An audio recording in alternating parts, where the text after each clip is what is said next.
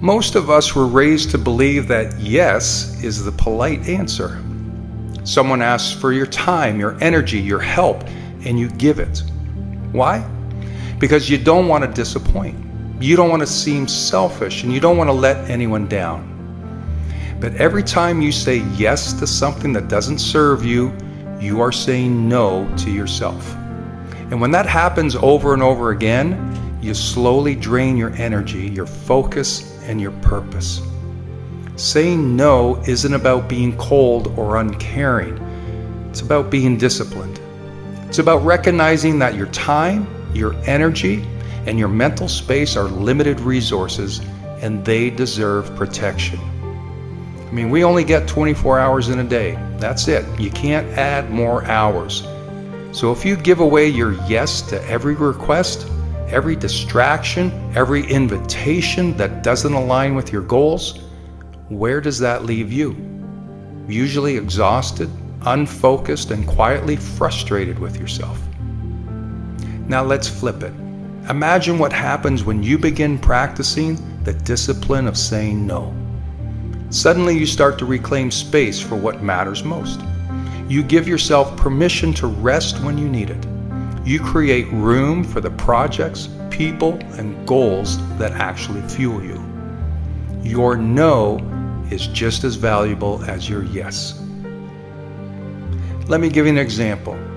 Imagine you're training for a marathon. Every night, friends invite you to go out late. Now, if you always say yes, you'll lose sleep, skip training, and weaken your performance. But when you start saying no, not because you don't care about your friends, but because you care about your bigger goal, you start to show up stronger, sharper, and more aligned. The same applies outside of sports. Maybe you're building a business, or maybe you're working on your health, or maybe you're simply trying to create more peace in your life. If you don't protect your boundaries, the world will happily decide how you spend your time. Saying no doesn't mean slamming doors shut.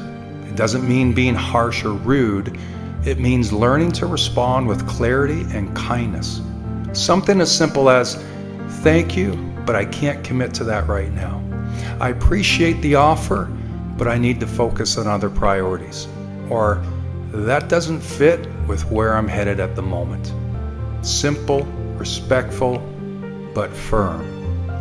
It takes courage to do this. It takes discipline.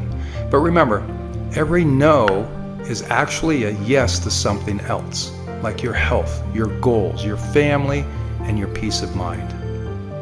Think about your life right now. Where are you giving away yes too easily? Is it at work, where you take on tasks that don't belong to you? Is it with friends, where you feel pressure to show up even when you're drained? Or is it in your habits, where you say yes to scrolling on your phone, but no to exercising or reading? What if you drew a line? What if you decided that from now on, your yes meant something? Make it intentional. Make decisions that align with your beliefs and values. That's where freedom begins. That's where discipline becomes your ally. Your power doesn't come from saying yes to everything. It comes from saying yes to the right things and having the discipline to say no to the rest. Some days it feels like you're carrying more than your fair share, doesn't it? The stress, the pressure, the expectations, they all stack up, quietly, invisibly, and before you know it, you're walking through your day with a smile on your face and a storm in your chest. You show up to work, you take care of your family, you try to stay positive, but inside you're running on fumes, emotionally drained and mentally fried. And yet, you keep going. But let me ask you something. How long can you keep doing that without breaking down? We all know how to build physical strength. We go to the gym, we follow routines, we push through pain to get stronger.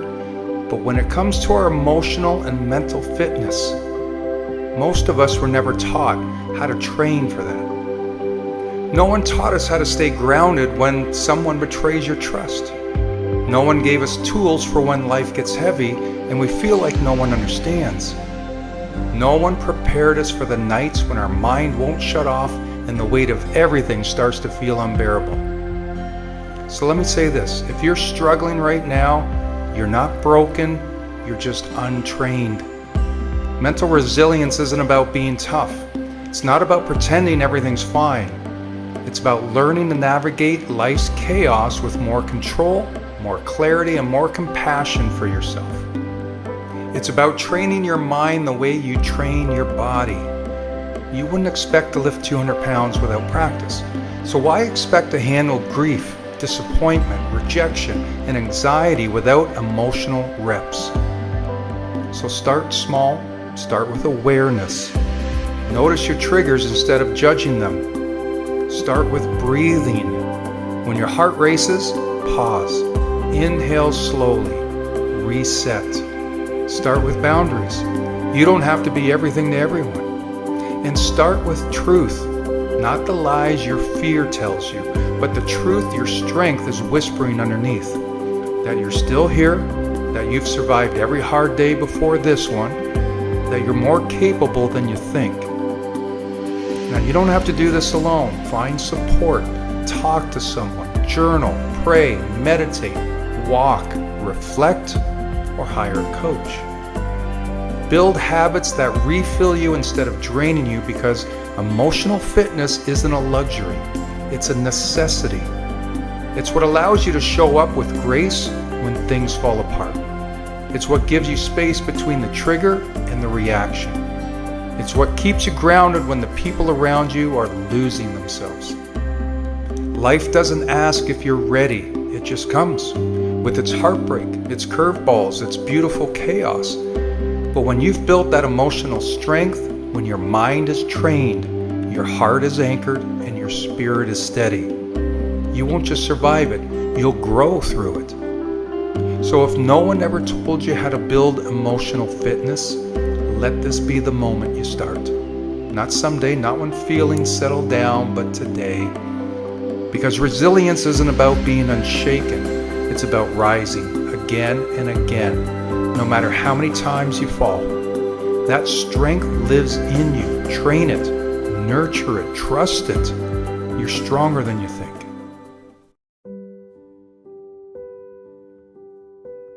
Confidence isn't something you build from scratch. It's not something you're born with or something only a few lucky people get to have. Confidence isn't this rare gem that you have to go searching for out in the world. Confidence is already inside of you. You don't need to build it, you need to remember it. Because at one point in your life, you were confident without even thinking about it. Remember when you were a kid? You didn't overthink everything. You didn't question if you were good enough to play, to speak up, to try. You danced when you wanted to dance. You asked questions without worrying if they were dumb. You tried things just because they looked fun. You weren't afraid of failing because you hadn't been taught to fear yet. That version of you is still there. Maybe quieter now, maybe buried under years of doubt, criticism, and failure. But it's there. And confidence isn't about becoming something new, it's about returning to who you were before the world told you who you should be. Somewhere along the line, life taught you to doubt yourself. Maybe someone made fun of you. Maybe you tried and failed. Maybe you compared yourself to someone else and decided you didn't measure up. That's where the disconnect happened. Not because you lost your confidence, but because you forgot it. So now the work is about remembering. It's about remembering your strength, remembering your resilience, remembering all the times you thought you wouldn't make it, but did. Confidence isn't just about standing tall when everything is going right. It's about remembering who you are even when everything feels uncertain. Confidence doesn't come from avoiding fear, it comes from walking through it. It comes from doing the thing even when your voice shakes or your knees tremble. The more you face fear, the more you remember that you're capable. Confidence grows when you keep promises to yourself. When you say, I'm going to do this, and then you follow through, even if it's messy. You don't have to move mountains, you just have to move forward. Confidence doesn't require perfection, it requires repetition. You don't need to wait for some magical day when you feel ready. That day rarely comes. What actually builds your confidence is acting in spite of fear. Taking the step, having the conversation, raising your hand and owning your value. And when the voice of doubt creeps in, remind yourself, this fear doesn't mean I'm not ready, it means I'm growing. Here's a powerful practice. Start collecting evidence of your strength. Write it down, every win, every risk you took, every time you got back up. Build a memory bank of proof that you are stronger than you think. And when doubt shows up, you go back to that list and remember, I've done hard things before. I can do this too. Confidence doesn't come from applause, it comes from alignment. When your actions match your values. When you show up for yourself. When you stop needing permission and start giving yourself a chance. So no, confidence isn't built like a house.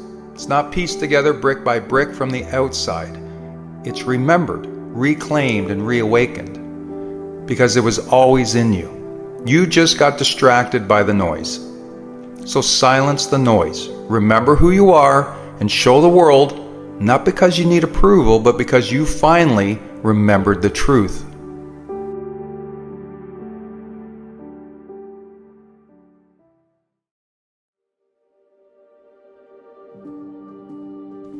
This version of you that exists today has gotten you to this point. And that version deserves respect. You fought through things nobody saw. You've endured challenges that could have broken you. And you showed up day after day, even when it was hard. But as much as we honor this version of you, it can't take you where you want to go next. Because growth demands change. So we're going to have to make a split. It's the old you versus the new you. The old you was built for survival, but the next level requires evolution. The old you may have played it safe. The old you may have cared too much about what others think. The old you may have procrastinated, doubted, or made excuses. But the new version of you that's going to succeed has to show up different. It has to speak up, has to take responsibility, and take risks. And that shift won't happen automatically.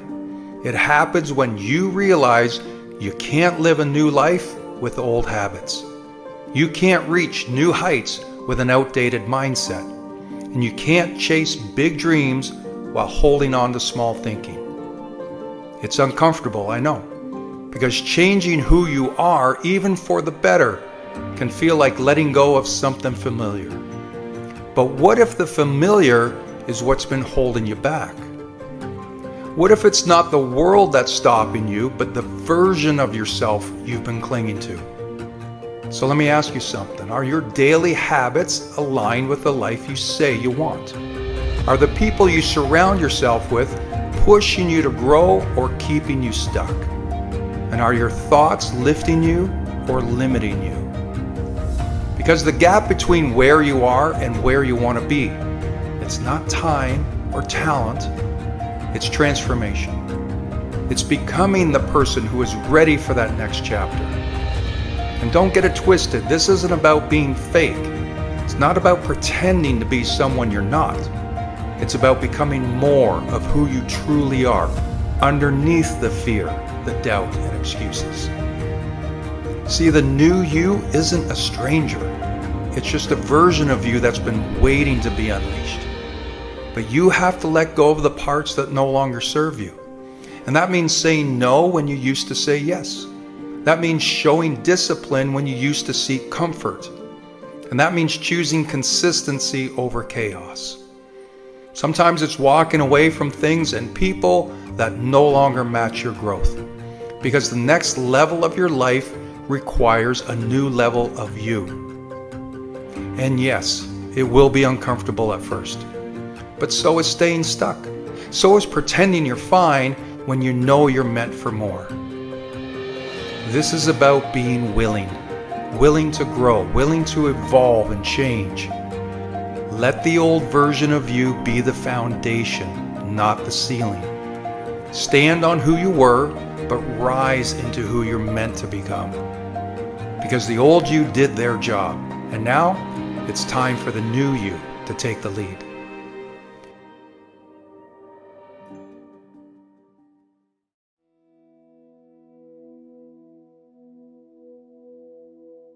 Not everything requires a response. There's a quiet kind of power that most people never tap into.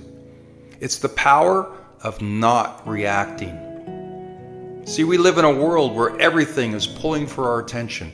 A rude comment, a passive-aggressive email, a driver who cuts you off, a text left unread. And every time something bothers you, we feel like we have to do something about it. We feel the urge to react, to explain ourselves, to fire back, to prove a point. But what if I told you this? Not everything requires a response. Not every comment deserves your energy. Not every insult needs a reply. Not every situation needs your attention. Some things just don't matter. And the moment you realize that, you step into a new level of peace. You gain control, not over the world, but over yourself. Think about how much of your day is spent getting worked up over things you can't control. Someone else's opinion, someone else's choices, the weather, the news, the past, the future. And yet none of those things are in your hands. What is in your hands is how you respond, or if you respond at all. There's strength in restraint. There's wisdom in silence. And sometimes the most powerful things you can do is walk away quietly. Letting go isn't weakness. It's emotional maturity. It's knowing that your peace matters more than proving a point. It's knowing that your energy is limited and you don't owe it to every distraction that pops up in your day. People will talk. Let them. Situations will unfold that you didn't see coming. Let them. You won't have closure for everything. Accept it. Some things aren't worth fighting for. Not because you're giving up, but because you're choosing yourself over unnecessary battles. Because at the end of the day, what really matters? Is it that you won the argument? Or is it that you protected your mental space? Is it that you had the last word, or is it that you kept your peace? We often feel the need to defend ourselves because we think silence means weakness. But silence can be the loudest answer of all. Silence says, I know who I am. I don't need to prove it to you. Silence says, you don't have the power to pull me out of alignment. This doesn't mean you let people walk all over you. It means you choose your battles wisely. You speak when it's meaningful, not out of impulse. You reserve your energy for the things that actually move your life forward. It's not about avoiding everything. It's about responding with purpose. So the next time something annoys you, ask yourself, does this deserve my energy? Will this matter a week from now? Is this helping me grow? And if the answer is no, let it go. You only get so much energy in a day. Why spend it on things that drain you instead of things that build you? Focus on your goals. Focus on your growth. Focus on your peace. Because your peace is sacred. Your mind is sacred. And you protect both by choosing wisely what you give your attention to. You can't control everything, but you can control you. So choose peace. Choose silence. Choose power. Because not everything requires a response.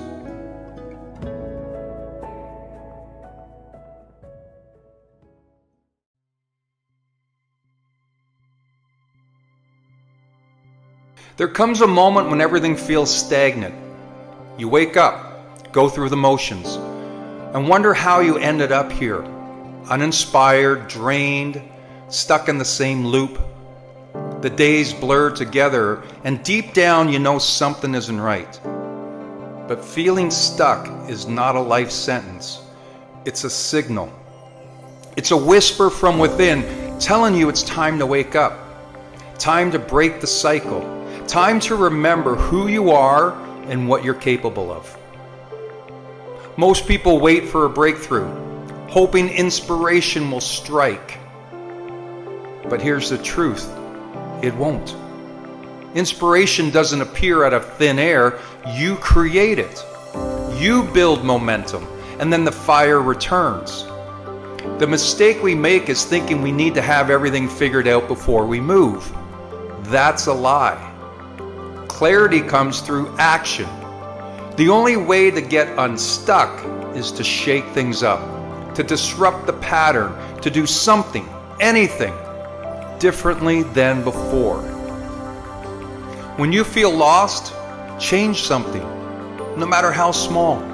Switch up your routine. Take a different route to work. Read a book on a topic you've never explored. Say yes to an opportunity you'd normally turn down. Stagnation thrives in predictability. The more you stretch beyond what's familiar, the more your mind wakes up to possibility. And while you're at it, move your body. Physical movement shifts your energy. Go for a walk, hit the gym, dance in your living room. The mind and body are connected, and when you shake off the physical weight, the mental fog starts to lift too. You can't think your way out of feeling stuck, you have to move your way out. Then start asking yourself better questions.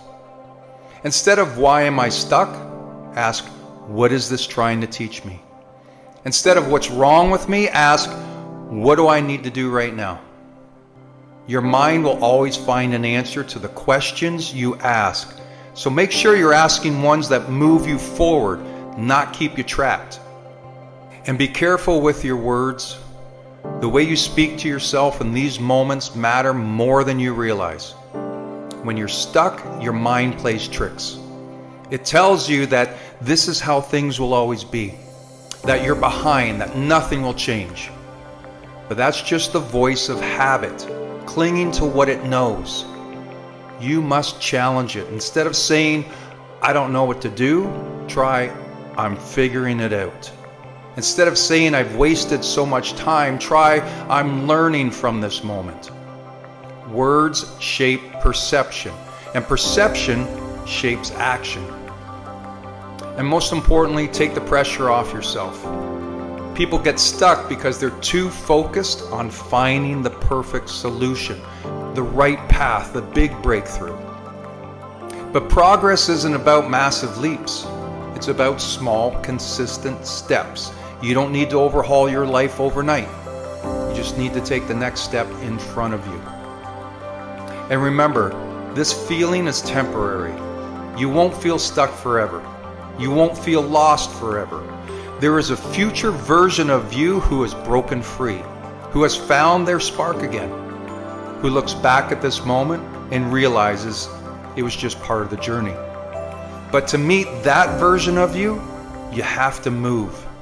You have to stop waiting, stop overthinking, stop convincing yourself that you need the perfect plan before you begin, because you don't. What you need is momentum. You need a spark, and that starts the moment you decide that being stuck is not where your story ends. This is your wake-up call. This is your moment. Not tomorrow, not when things feel easier, but right now. Move, and everything changes.